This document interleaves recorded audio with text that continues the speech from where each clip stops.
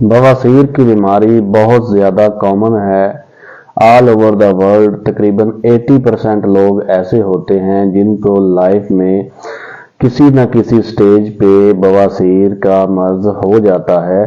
लेकिन प्रॉब्लम ये है कि लोग शर्माते हैं, डरते हैं और अपनी बीमारी का इवन डॉक्टर से भी इजहार नहीं करते और बीमारी बढ़ती चली जाती है। बवासीर होती क्या है? पखाने वाली जगहों पे कुछ नसें होती हैं, कुछ वेन्स होती हैं। वो नसें किसी वजह से फूल जाती हैं और पखाने वाली जगह से बाहर आ जाती हैं। इसको बवासीर भी कहते हैं, इसको पाइल्स भी कहते हैं, इसको हेमोरॉइड्स भी कहते हैं।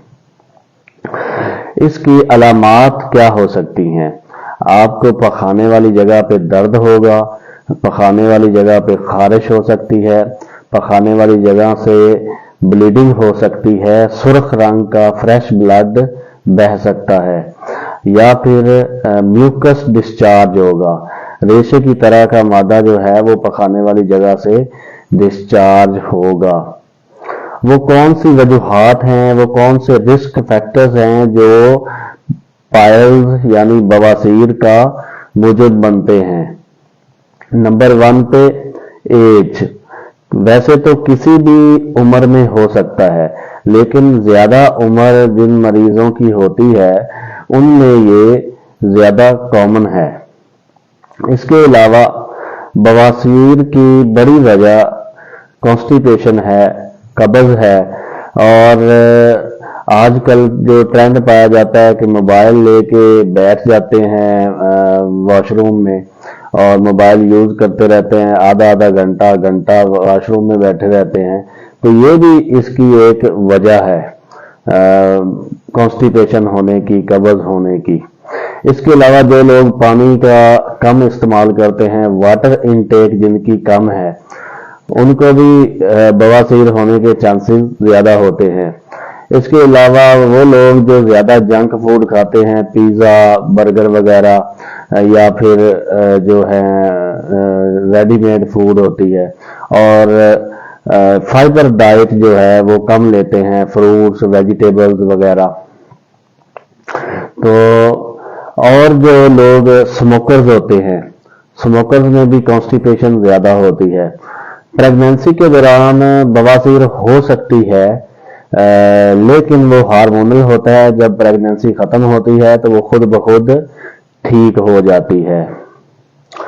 जब भी आपको जो बवासीर का मसला हो, इसको हल्का मत लें, इसको डॉक्टर के पास जाएं, इसका मसला जो है वो उससे बयान करें, वो आपको इसका हल बताएगा। जो बवासीर की तशखीस है, जो डायग्नोसिस है, वो ज़रा मुश्किल है।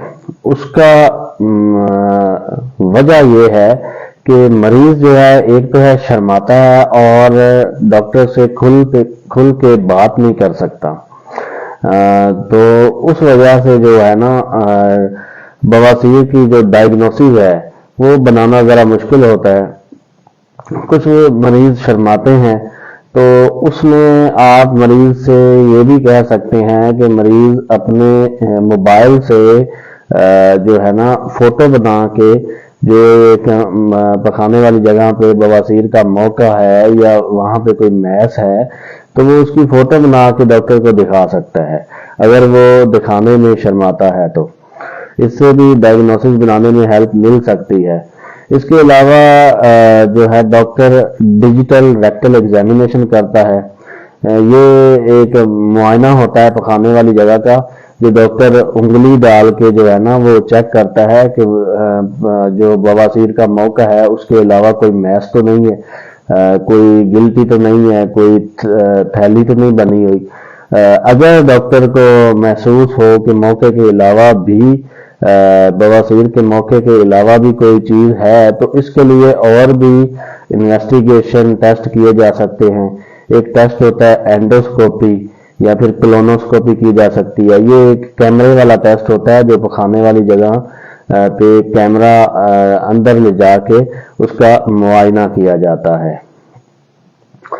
اگر آپ کو بواسیر کی بیماری لگ گئی ہے تو اس کے لیے ہم کیا کر سکتے ہیں، کس طرح اس کو ختم کر سکتے ہیں؟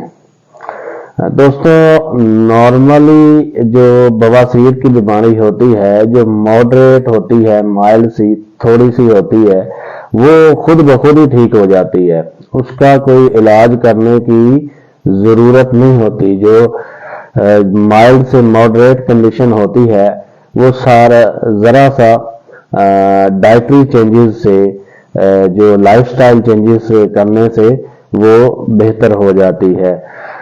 آپ اس کو گھر پہ بھی ٹریٹ کر سکتے ہیں۔ اس میں یہ ہے کہ آپ جو ہے ایسی فوڈ استعمال کریں جس میں فائبر زیادہ ہو، ویجیٹیبل، فروٹس وغیرہ، تاکہ کانسٹیپیشن نہ ہو۔ ٹھیک ہے، اگر سگریٹ پیتے ہیں تو سگریٹ چھوڑ دیں۔ ٹھیک ہے، اس کے علاوہ جو ہے آپ پانی کا استعمال زیادہ کر دیں، اور جو ہے جنک فوڈ جو ہے اس سے اجتناب کریں۔ ٹھیک ہے، اگر آپ کو پین ہوتی ہے تو اس کے لیے آپ پیناڈول وغیرہ استعمال کر سکتے ہیں۔ کچھ لوگوں کو درد زیادہ ہوتی ہے تو اس کے لیے وہ ایک کوڈین پین کلر ہوتی ہے، اچھی پین کلر ہے ویسے، وہ استعمال کر لیتے ہیں، پر اس کا نقصان یہ ہوتا ہے کہ وہ جو کانسٹیپیشن ہوتی ہے، قبض ہوتی ہے، اس کو ورس کر دیتی ہے، اس سے آپ کی قبض زیادہ ہو جائے گی۔ اس لیے جب بھی درد ہو اس کے لیے آپ جو ہے سمپل پیناڈول استعمال کریں۔ درد کے لیے ایک اور بھی آپ کام کر سکتے ہیں، ایک ہوتا ہے 6 باتھ۔ آپ ایک ٹب میں نیم گرم پانی لے کے اس میں بیٹھ سکتے ہیں، اس سے بھی آپ کی جو ہے نا وہ درد بہتر ہو جائے گی۔ کچھ اوائنٹمنٹس ہوتی ہیں، کریمز ہوتی ہیں جو درد کم کرنے کے لیے استعمال ہوتی ہیں۔ ایک کریم ہوتی ہے جو آپ کے پخانے والی جگہ کو نم کر دیتی ہے، سن کر دیتی ہے، تو اس سے بھی آپ کی درد کم ہو جاتی ہے۔ اس کے علاوہ ایک اسٹیرائڈل کریم ہوتی ہے جو پخانے والی جگہ کی انفلامیشن جو ہوتی ہے، سوزش جو ہوتی ہے، وہ کم کر دیتی ہے، جس سے درد بہتر ہو جاتا ہے۔ تو جو اگر یہ ساری چیزیں کرنے کے 7 دن بعد بھی کوئی رسپانس نہیں آیا، کوئی آپ کی جو صورتحال ہے وہ بہتر نہیں ہوئی، تو اس میں آپ نے یہ کرنا ہے کہ فوراً اپنے ڈاکٹر سے رجوع کرنا ہے، ڈاکٹر کو چیک اپ کروانا ہے۔ ڈاکٹر جو ہے آپ کا معائنہ کرے گا، اس کے بعد آپ کی مزید ٹریٹمنٹ کرے گا۔ زیادہ تر کیسز میں کنزرویٹو ٹریٹمنٹ جو ہوتی ہے، جو روایتی طریقہ ہے علاج کا، وہی اپنایا جاتا ہے۔ اگر آپ کا موقع باہر آیا ہوا ہے تو ہو سکتا ہے ڈاکٹر ایک انجیکشن ہوتا ہے سکلیرو تھراپی، وہ لگائے اور اس سے موقع جو ہے وہ بہتر ہو جاتا ہے۔ اگر اس سے بھی بہتر نہ ہو تو ایک اور طریقہ ہوتا ہے، وہ جو بواسیر کا موقع ہوتا ہے نا، اس کے ارد گرد ایک ٹائٹ بینڈ لگا دیتے ہیں اور اس کو باندھ دیتے ہیں، جو موقع ہے وہ خود ہی گر جاتا ہے جب اس کو خون کی سپلائی نہیں ملے گی۔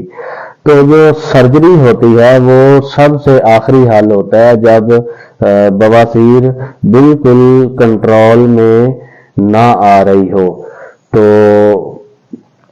اس صورت میں سرجری ہوتی ہے۔ اگر آپ کو میری یہ ویڈیو پسند آئی ہو تو مزید انفارمیٹو ویڈیوز کے لیے میرے چینل کو لائک کریں، فالو کریں اور سبسکرائب کریں۔ شکریہ۔